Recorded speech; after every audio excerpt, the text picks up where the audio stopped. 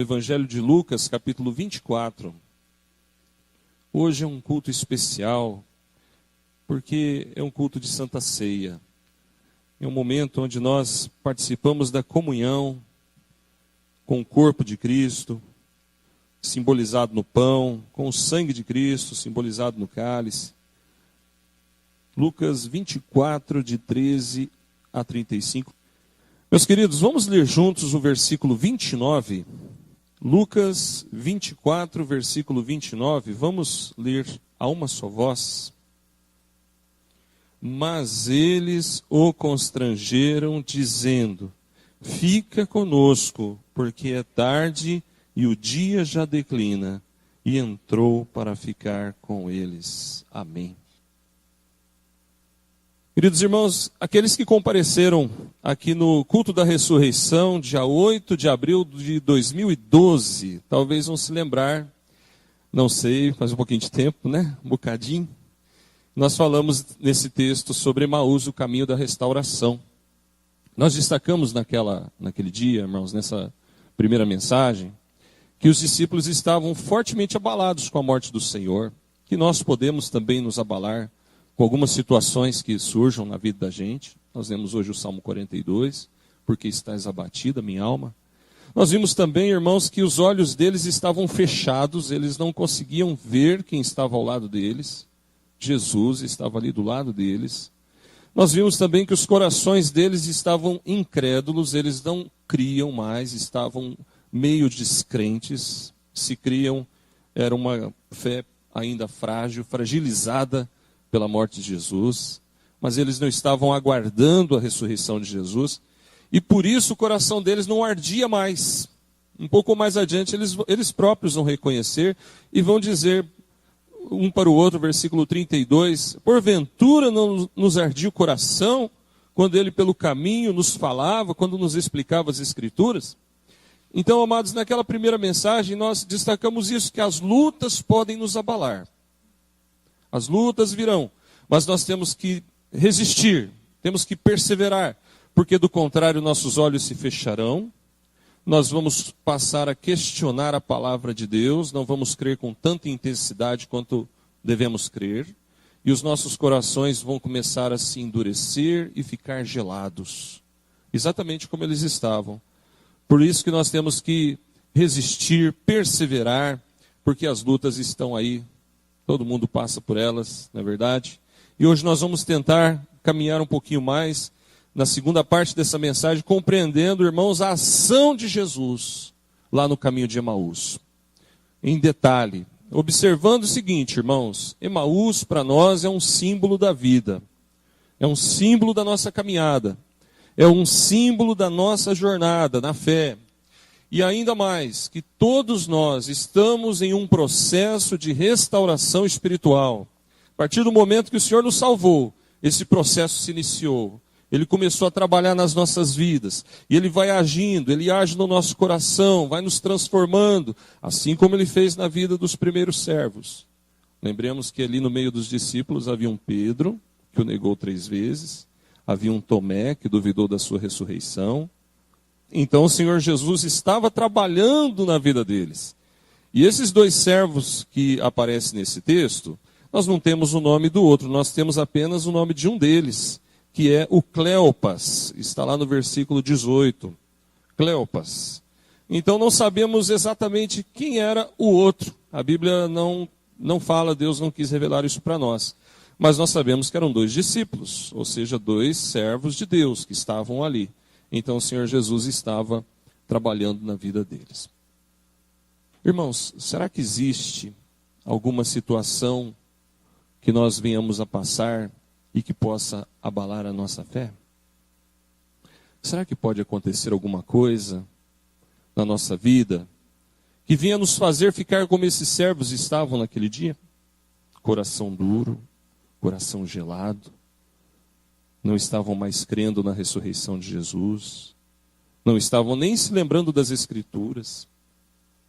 E eu me lembro de uma conversa que eu tive com um irmão, e ele estava me compartilhando acerca de uma irmãzinha que precisou de um aconselhamento pastoral, porque ela não conseguia engravidar. E ela queria muito ter um filho, e ela não engravidava. E essa mulher, que era uma serva de Deus, entrou em crise espiritual, porque ela não conseguia engravidar. Ela passou a ir em algumas igrejas e ela frequentou várias igrejas, e em algumas igrejas por onde ela passou, ela ouviu muitas promessas de cura, muitas promessas de um milagre, até determinações, isso vai acontecer. Mas não aconteceu. E então ela entrou em crise. E alguém poderia perguntar: pastor, eu também passo por algo semelhante, porque eu oro, mas está difícil de acontecer, está demorando. A resposta de Deus parece que ainda não veio. Então, irmão, isso é algo comum a todos nós. Você não é o único que passa por isso. Nós somos todos iguais. A diferença é como vamos lidar com isso. E nós sabemos que o Senhor responde nossas orações dizendo sim, não, ou espera um pouco mais. Ele pode dizer sim imediatamente, rapidamente. Ele pode dizer não também. E ele pode dizer espera um pouco mais. Continua orando, continua confiando, continua buscando.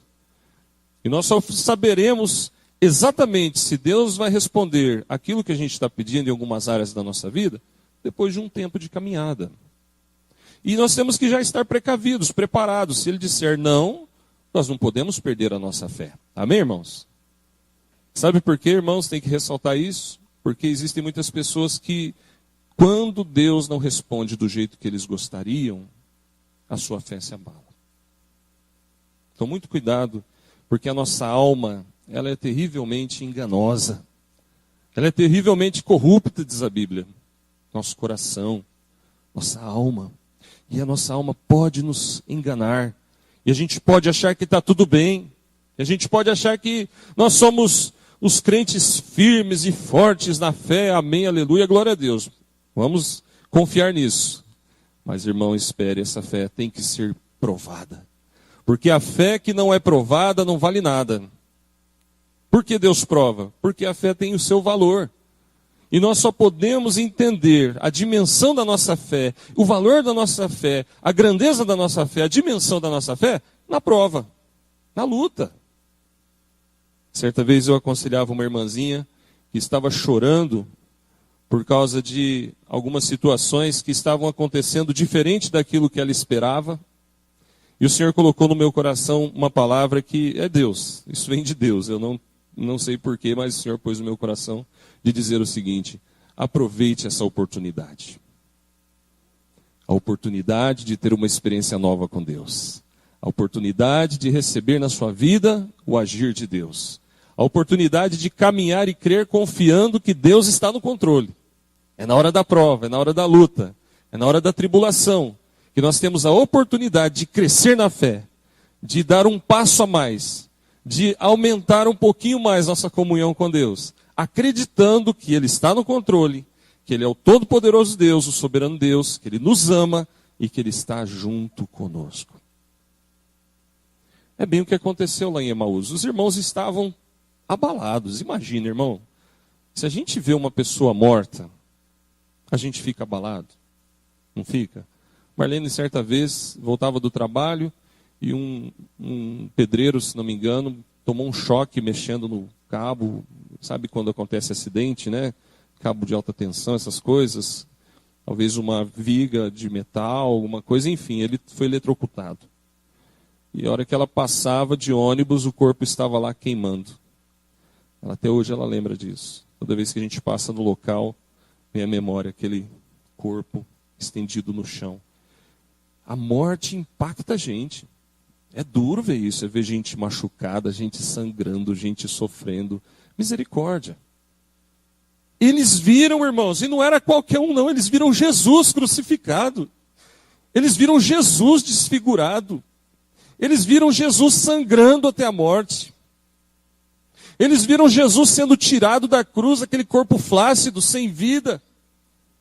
Eles viram Jesus ser sepultado. Eu pergunto, irmãos, se nós estivéssemos lá, será que nós também não ficaríamos abalados? A gente se abala com tanta coisa, muito menor.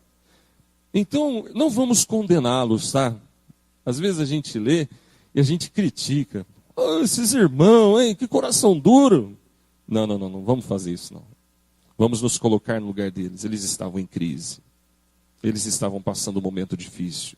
Um momento de fragilidade, de tristeza, até de incredulidade. De um problema, uma situação terrível. Onde Jesus foi morto, judiado, torturado, depois crucificado e depois de morto ainda sepultado. Mas, amados, o que nos chama a atenção é que no momento de crise que eles estão passando, tão terrível, Jesus se aproxima deles. Jesus vai até eles. Jesus anda ao lado deles. Jesus fala com eles. Jesus fica com eles, atendendo o pedido deles. Jesus se revela a eles. E Jesus restaura esses servos. Jesus restaura. É o que a gente vê no final aqui, a partir do versículo 32, quando eles caindo em si, eles dizem, olha, porventura não nos ardia o coração, quando ele pelo caminho nos falava, quando nos expunha as escrituras, e na mesma hora, lembre-se que já se faz tarde, ou seja, não era de dia, não estava claro, era de noite. Era perigoso sair no escuro, naquele contexto, por causa de salteadores, por causa de perigos. Mas na mesma hora, eles ficaram tão tocados por Deus, versículo 33, que eles se levantaram e foram para Jerusalém contar essa grandiosa bênção, que o Senhor havia aparecido para eles. Veja, irmãos, agora são outras pessoas, mudou completamente. Mudou o coração, mudou a mente, mudou a disposição, em fração de minutos ou até de segundos, a partir do momento em que Jesus se revelou a eles. Irmãos, Jesus nos ama. Esteja passando o que você estiver passando, irmão. Creia. Jesus ama cada um de nós. Mesmo quando estamos abatidos, mesmo quando estamos entristecidos, mesmo quando estamos meio apáticos, Ele continua nos amando. Ele não nos abandona. Mas será que Jesus está andando comigo, apesar de eu ser tão fraco, pastor Paulo? Sim. É a palavra que nos diz isso, é a Bíblia que nos diz isso. Jesus não nos abandona nunca, irmãos, e Ele se aproxima de nós, Ele fala conosco, Ele quer ficar ao nosso lado sempre, em todos os momentos, e Ele quer se revelar a nós também. A história terminaria muito triste, irmãos, se não fosse a graça e a bondade de Deus nessa passagem bíblica. Seria muito triste, esses irmãos indo lá para a casa deles, no caminho de Emaús, incrédulos, endurecidos, coração frio, coração gelado, sem esperança. Que coisa triste, hein? E a nossa história seria uma história com um final muito triste, irmãos. Seria uma história com um final terrível, se Jesus não estivesse na nossa história. Se Ele não tivesse entrado na nossa história. Se Ele não tivesse se revelado a nós. Se Ele não tivesse começado e estar realizando essa obra de restauração em nós. A pergunta, então, que se faz nesse momento é, você quer ser completamente restaurado por Deus? Alguém poderia dizer, pastor, mas está tudo bem comigo, não tem nada para ser restaurado. Eu diria arrogante, prepotente. Está aí, já manifestou o pecado do orgulho. Porque quem acha que não tem problema é muito orgulhoso. Ora, quem não precisa de restauração? Quem não precisa de transformação? Jesus fez uma pergunta parecida lá para os fariseus, quem não tem pecado, atire a primeira pedra. Ou seja, todo mundo precisa dessa obra. Mas, irmãos, nós não podemos delongar, nós não podemos deixar para amanhã, nós não podemos procrastinar a obra de Deus na nossa vida, atrapalhando, impedindo que Ele nos restaure completamente. Nós devemos acelerar isso o máximo possível, o que couber a nós fazer para que Deus opere em nós. É certo que Deus é soberano, é certo que Deus faz a obra como Ele deseja, mas hoje pela manhã, na abertura da escola dominical, a irmã leu o Salmo 81, não foi, irmã? Salmo 81, onde o Senhor fala, irmãos, que muitas vezes o povo dele não quer escutar o que Ele está falando. E muitas vezes o povo dele não quer dar passos necessários na presença dele, de modo que essa restauração flua e aconteça. Por isso, irmãos, que nessa história de Emaús, nós nos identificamos tanto.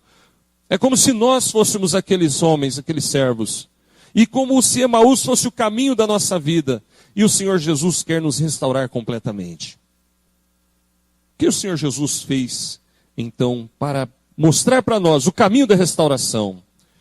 Primeira coisa que eu vejo aqui, observe os versículos 25 a 27, é que Jesus exortou eles. Diz a palavra: então lhes disse Jesus: ó nécios e tardos de coração para crer tudo que os profetas disseram.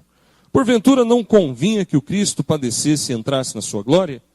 E começando por Moisés, discorrendo por todos os profetas, expunha-lhes o que a seu respeito constava nas Escrituras. Jesus, primeira coisa que ele fez, exortou eles. Chamou-lhes a atenção.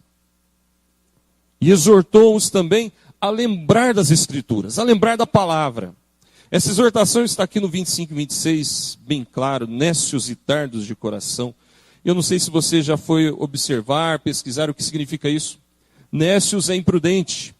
Nécio é imprudente, é aquela pessoa que age sem sabedoria, sem prudência, sem discernimento, sem observar certos preceitos e certos pontos, especialmente da palavra, certas situações. E por isso que ele completa ainda dizendo: tardos de coração para crer. O que significa o tardo de coração para crer? É aquela pessoa que demora para entender e crer na palavra de Deus. E desmorona aqui aquele conceito que fé seja algo totalmente passivo da nossa parte. Nós recebemos a fé, dom de Deus, mas a fé tem que ser praticada. Fé, amados, é algo muito ativo da nossa parte. Viver por fé não é só ficar de braços cruzados esperando as bênçãos. Viver por fé é caminhar na direção da bênção, é caminhar na direção da palavra. Por isso que ele disse que eles eram tardos de coração, porque eles estavam demorando para crer naquilo que a Bíblia falava a respeito de Jesus. E então, o Senhor Jesus passa a discorrer na palavra. Diz aqui o versículo 26, o Senhor Jesus ainda fala: não convinha que o Cristo padecesse, entrasse na sua glória. E o 27 nos relata que, começando por Moisés e discorrendo por todos os profetas, Jesus expunha-lhes o que a seu respeito constava em todas as Escrituras. Então foi uma conversa meio longa. A Bíblia diz: eu creio, e ponto final. Amém, irmãos? Nós não podemos começar aqui a imaginar que Jesus citou só Isaías, ou que Jesus citou só um outro texto, esse ou aquele. A Bíblia diz que ele discorreu de Moisés pelos profetas e por todas as Escrituras. Ou seja, foi uma conversa meio longa.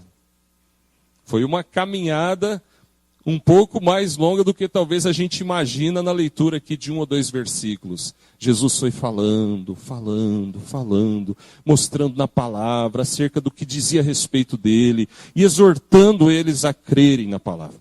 O que nós tiramos aqui para nós, irmãos? Que nós somos exortados a ser restaurados e viver dentro da clareza da palavra de Deus. No momento em que eles deixaram a palavra de Deus de lado, que eles começaram a esquecer dos profetas, do que a Bíblia dizia sobre Jesus, eles se tornaram tardos de coração. E eles se tornaram nécios, se tornaram imprudentes.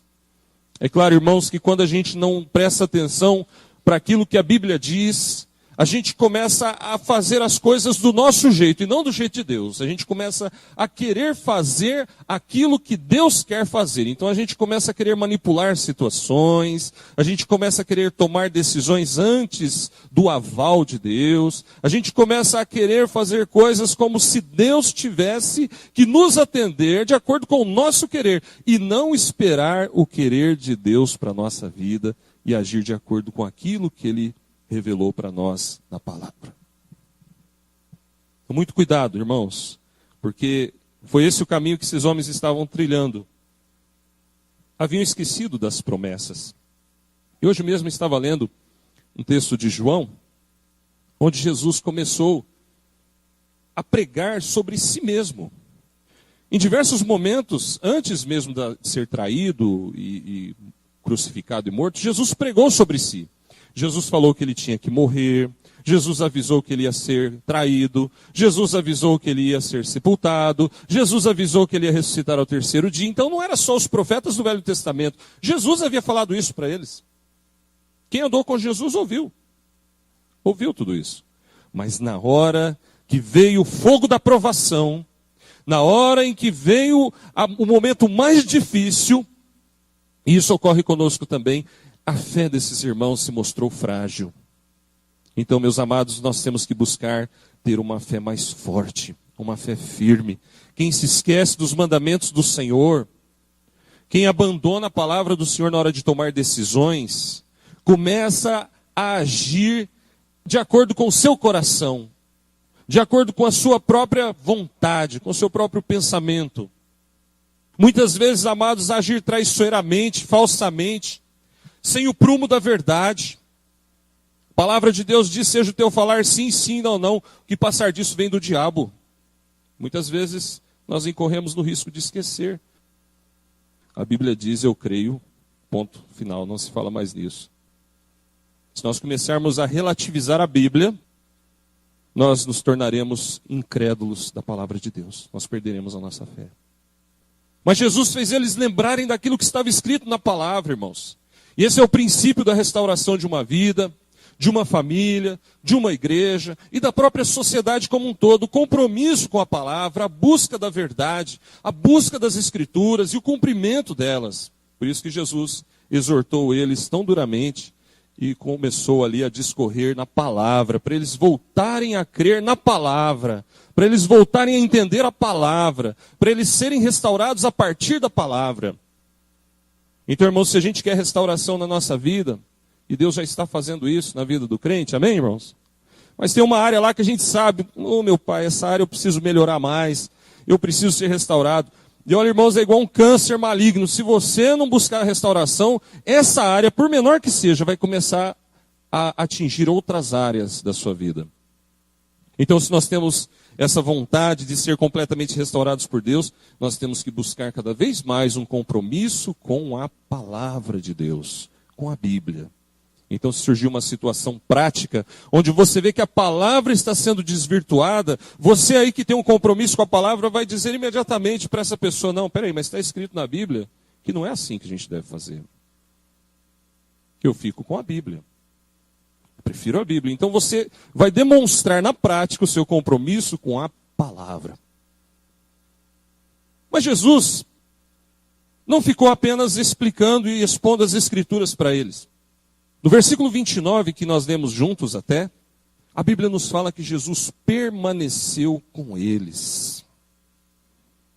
Jesus não expôs a palavra e falou, tchau, estou indo embora. Não, ele permaneceu, ficou com eles. Eu creio, irmãos, que as palavras de Jesus ecoaram na alma deles, na mente deles, de uma forma tão misteriosa. Sabe quando Deus fala com a gente? Sabe quando você está lendo a Bíblia e você se sente tocado pela palavra de Deus? Sabe quando você está lendo a Bíblia e você sente uma alegria assim, por dentro, uma coisa, parece que você fica radiante. Que bom, irmãos. Se você tem essa experiência com Deus, saiba isso é revelação de Deus na sua vida. Porque a palavra de Deus é sobrenatural. E quando Deus nos toca pela palavra, a gente sente alguma coisa por dentro diferente. Aquela tristeza vai saindo, vem vindo uma alegria nova, diferente. Aquele desânimo, aquela apatia parece que começa a ir embora e a gente começa a olhar para os problemas da vida com mais coragem, com mais determinação e dizer, não, vai dar certo em nome de Jesus. Jesus está comigo, Jesus me ama, Ele é todo poderoso e aconteça o que acontecer, deu certo, Jesus está no controle, então amém. E você vai para frente nessa fé, nessa confiança. Eu creio que eles sentiram alguma coisa desse tipo porque eles ouviram a voz de Jesus. E talvez no seu coração, no seu íntimo, eles começaram a pensar, quem é esse sujeito desconhecido aí? Que está exortando nós aqui, dando bronca na gente, chamando a gente de nécio, tardo de coração, com tamanha autoridade, que a gente não tem nem como abrir a boca para falar nada. A autoridade dele, quem é esse sujeito? Quem será que é ele? Quem é esse que está falando conosco? Talvez fosse a pergunta deles. E quando eles chegaram na aldeia, Jesus fez menção de continuar caminhando. E então eles fizeram esse convite maravilhoso. Senhor, fica conosco. Amém, irmãos? Fica conosco, Jesus. Eles não sabiam ainda que era Jesus, mas eles disseram com franqueza, fica conosco, porque já é tarde e o dia já declina. Era preciso que eles pedissem, irmãos. Era preciso que eles pedissem. Se eles não tivessem aberto a boca, se eles não tivessem pedido, talvez Jesus tivesse prosseguido na sua caminhada. Talvez Jesus fosse atender outra pessoa que estivesse com problemas. Porque ele faz isso até hoje. Nós não sabemos o agir de Deus na terra. Mas a Bíblia diz que ele passeia no meio das igrejas, que ele passeia na terra, que ele está entre nós.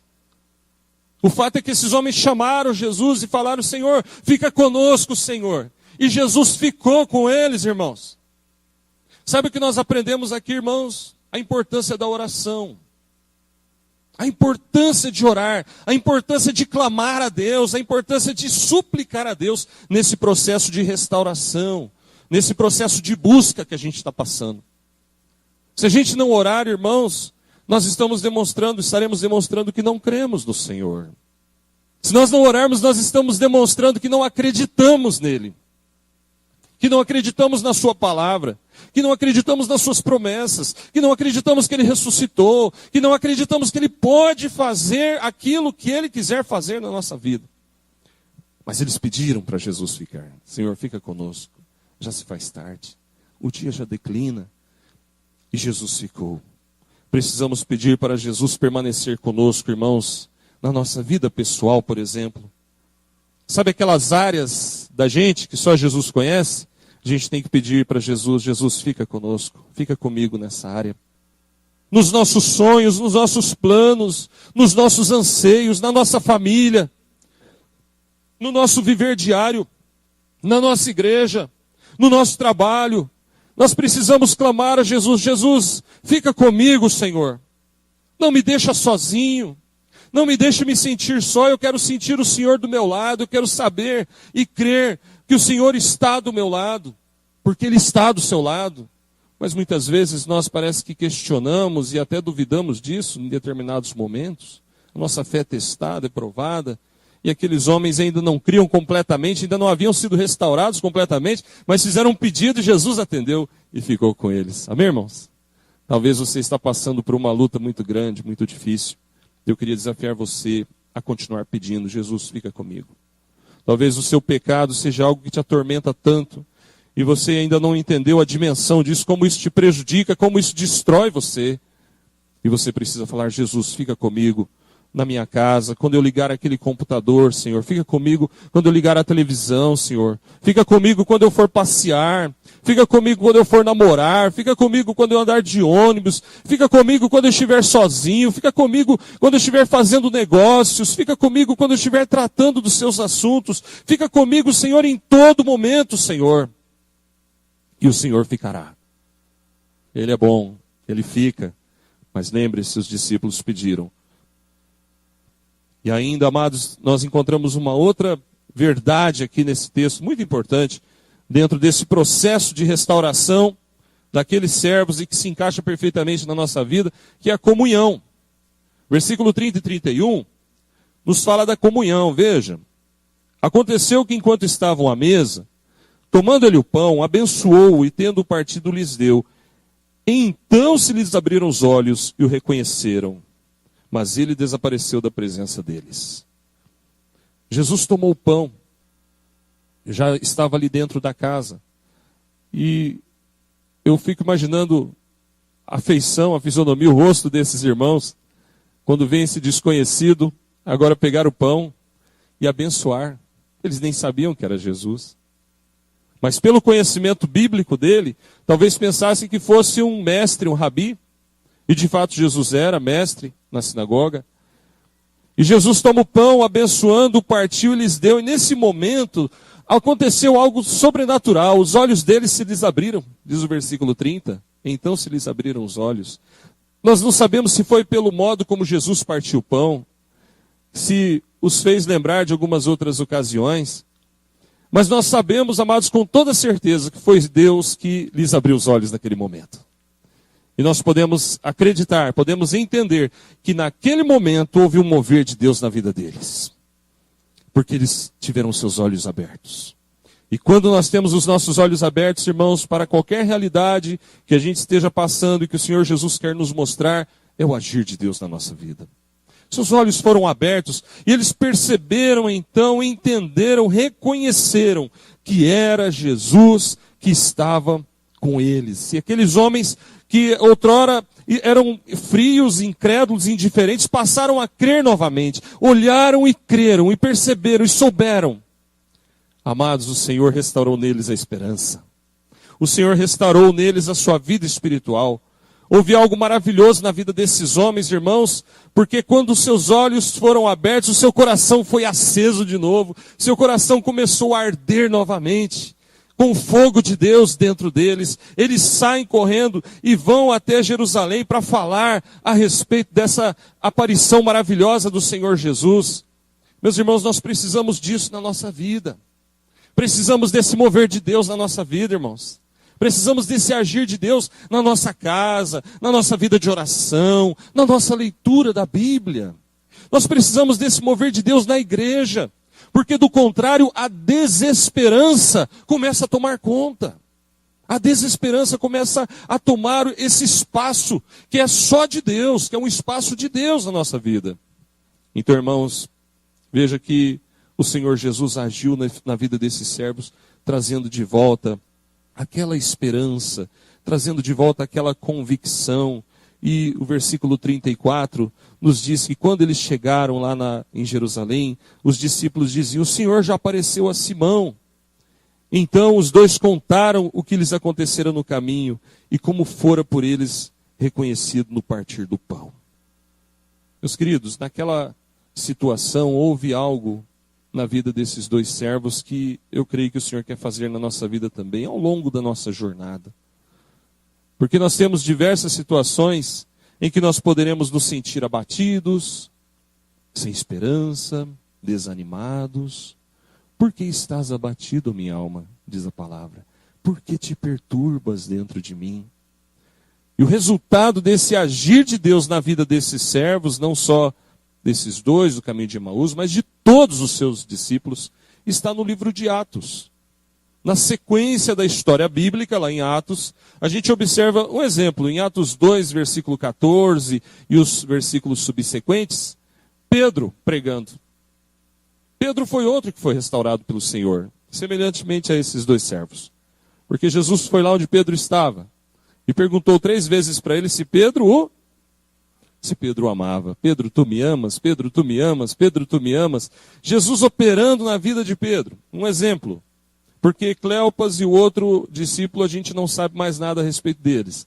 Mas a mesma história de restauração aconteceu na vida dos outros discípulos. E Pedro, lá em Atos 2,14, ele está pregando com tanta intrepidez e tanta fé, que o resultado é a conversão de 3.000 almas. Está em Atos 2,41. Pedro, que outrora havia negado Jesus, agora renovado, restaurado, na sua esperança, na sua fé, se torna um pregador do Evangelho, se torna um homem que faz grandes obras para o Senhor, e que no final da sua história, segundo a tradição da igreja, a história da igreja cristã, ele morre por causa da sua fé. O mesmo a gente nota na vida de outros servos de Deus que a Bíblia nos relata. Por exemplo, Estevão. Em Atos capítulo 7, a Bíblia fala que ele morreu por causa da pregação, por causa da sua fé em Jesus. E lá no versículo 60 de Atos 7, a Bíblia diz que Estevão se pôs de joelhos e clamou com grande voz: Senhor, não lhes imputes este pecado. E tendo dito isto, adormeceu. Ou seja, Estevão foi um dos primeiros mártires da história da igreja, restaurado em sua fé, restaurado no poder de Deus na sua vida. Ora, irmãos, o que isso significa? Significa que a restauração de Deus na nossa vida nos faz produzir fruto, nos faz realizar obras para o Senhor, nos faz ser agentes de restauração. A gente não fica só em nós. Não fica só em nós essa restauração de Deus. A gente passa a levar isso adiante. A gente passa a levar isso para as pessoas. Existe um ditado, irmãos, que diz que a esperança é a última que morre. Já deve ter ouvido esse ditado, né? Mas a Bíblia nos fala que a nossa esperança não morre. Porque a nossa esperança é viva. Nossa esperança é Jesus. Que Deus te abençoe. E que nesse caminho de restauração pelo qual você está passando, eu estou passando, todo mundo aqui está passando, nós não venhamos a delongar demais. Nós não venhamos a causar algum impedimento ao Senhor, de modo que a sua restauração demore, mas que nós sejamos, irmãos, aqueles servos que vão buscar essa restauração, que essa restauração se complemente o mais rápido possível. Então, nesse momento, feche os seus olhos e vamos orar. Entrega a tua vida no altar de Deus, irmão.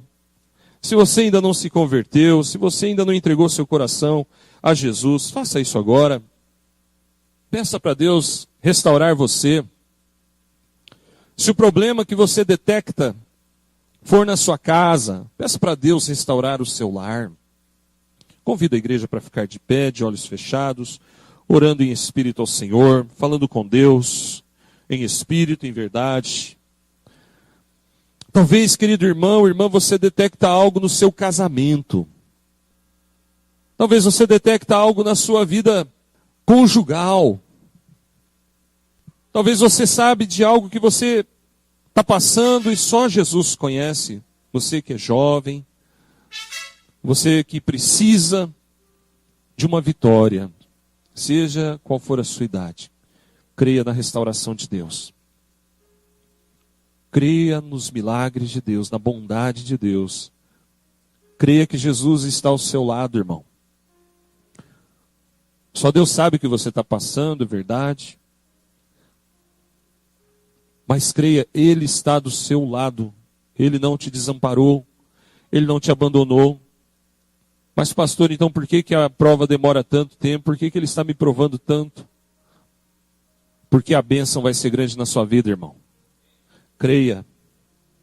Olhe para o problema desse modo. A bênção de Deus é maior que esse problema. A resposta de Deus vai calar a boca do inimigo. A resposta de Deus vai tapar a boca dos incrédulos. A resposta de Deus, irmão, vai ser maior do que a luta que você está passando. Creia nisso. A bênção está chegando. Acredite. Peça para Deus restaurar você nessa noite, na sua fé, na sua confiança. Entrega ao Senhor o teu caminho, confia nele, o mais Ele fará. Senhor, obrigado, porque o Senhor nos mostra na palavra que o Senhor é um Deus que restaura. O Senhor restaura vidas, o Senhor restaura a confiança, o Senhor restaura a esperança. Aqueles irmãos que eram servos teus, mas estavam incrédulos, estavam endurecidos, estavam tristes, abatidos, preocupados, foram restaurados. Oh, glória ao teu nome. O Senhor ficou com eles, o Senhor ouviu o seu clamor. E obrigado, Senhor Jesus, porque o Senhor também ouve o nosso clamor nessa hora. Por isso, Senhor, aquele que estiver passando por provas e lutas, só o Senhor sabe, todos nós passamos, mas alguém poderá estar passando por uma prova muito dura de enfrentar, por uma luta muito pesada, muito árdua. E nós clamamos nessa hora que o Senhor restaure as forças do seu povo, ó Pai. Que o Senhor restaure, ó Deus, a energia, seja energia física e até a força espiritual. Pois a tua palavra diz que os que confiam no Senhor renovam as suas forças. Abençoa, Senhor. Que o problema, Senhor Deus, seja encarado a partir de agora, Pai, por todos nós aqui, seja quem for. Que o problema seja encarado não como um problema, mas como uma oportunidade de crescer na fé, de praticar a fé, de confiar em Deus, de esperar em Deus, de ter uma comunhão mais íntima com Deus. Ajuda-nos, Senhor Jesus. E muito obrigado, Senhor, porque nesse instante que nós vamos ministrar e participar da Santa Ceia, nós estamos lembrando esse ato maravilhoso do Senhor, através do qual o Senhor mesmo nos restaura. Em nome de Jesus. Amém. Podeis assentar. Creia que o seu problema está nas mãos de Deus, que Deus está cuidando, que Deus é soberano, que Deus te ama, que Deus está do seu lado, que Deus nunca desampara você, mas que Ele atende o seu clamor e que Ele vai cuidar de você, Ele está cuidando de você, em nome de Jesus. Nós vamos ter mais um hino com o nosso coral, nos preparando para o momento da Santa Ceia.